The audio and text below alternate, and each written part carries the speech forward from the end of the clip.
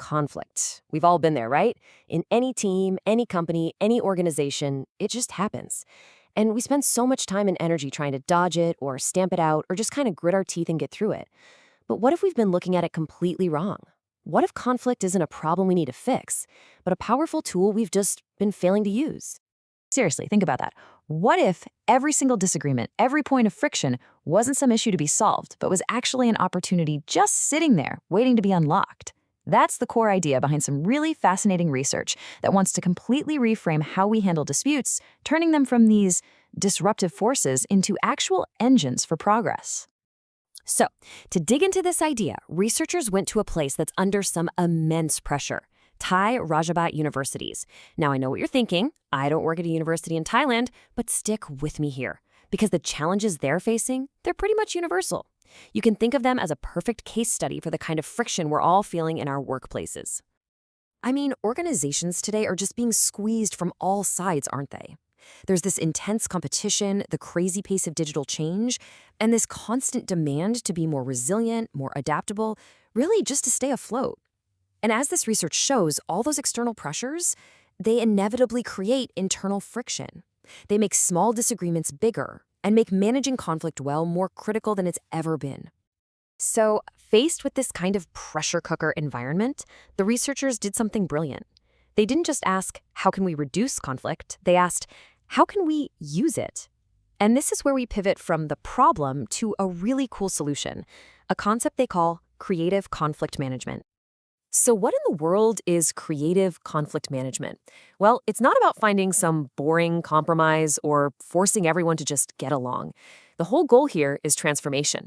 It's a proactive strategy that actually takes the energy of a dispute and channels it into making the whole organization better, more innovative, and, believe it or not, more collaborative.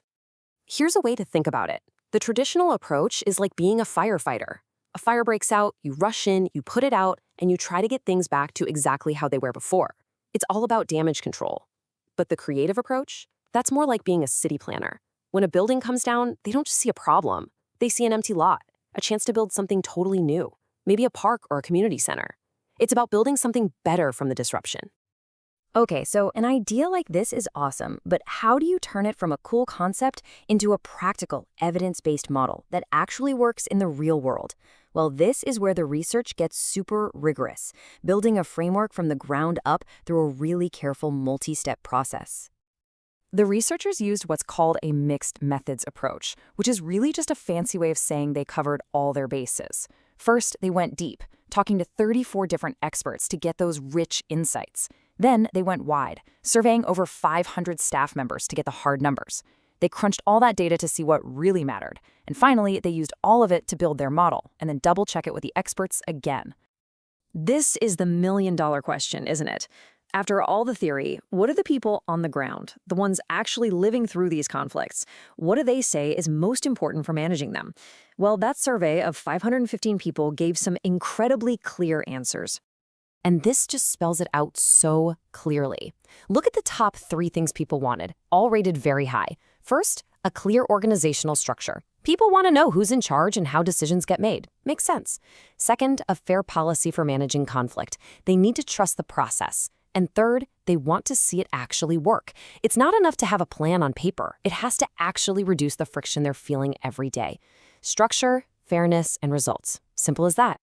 All right, so the researchers took all of that amazing data, the expert interviews, the massive staff survey, the statistical analysis, and they distilled it all down into a single cohesive model. And this model, it's built on 7 core components, which together form this kind of strategic toolkit for turning conflict into progress. 7, that's the number of core strategies that came out of all this research. And together, they form a powerful and, importantly, a flexible toolkit for managing conflict in this new creative way. So let's take a look at what's in the toolbox. Now, the crucial thing to get here is that this isn't a single one-size-fits-all solution. It's a whole toolkit with 7 key approaches. You got the big ones you'd expect, like collaboration, where you work together to find a true win-win. You have mediation, bringing in a neutral person to help out. But then there are others, like concession, where one side might strategically give a little, or even avoidance, which can be useful to let things cool down. And yeah, sometimes healthy competition can actually push everyone to a better outcome. The whole idea is that it all happens within an organization-centered approach, making sure whatever you do serves the big picture. The real skill is knowing which tool to pull out of the box and when. So while this entire study took place in universities, its findings have huge implications for pretty much any organization out there. Because that underlying principle, that our response to conflict is what really defines the outcome, that's universal. This quote from the study's conclusion, it really nails it. This isn't just about feeling better at work or having fewer arguments. This is about performance. When you manage conflict creatively, you literally get fewer disruptions. Your team can focus better, and you create an environment where collaboration and productivity can actually, thrive. So if you take just one thing away from this whole explainer, please let it be this. The conflict itself is just energy. It's neutral. Whether that energy blows things up or builds something new depends entirely on how we choose to engage with it. The problem isn't the fire. It's that for too long, we've only seen ourselves as firefighters, not as city planners. So I'll leave you with this question to chew on. Think about your own team, your company, maybe even your own life. What are the points of friction or disagreement that you've been trying to stamp out? And what could happen if you started looking at them not as bugs, but as features, as the raw material for building something even better?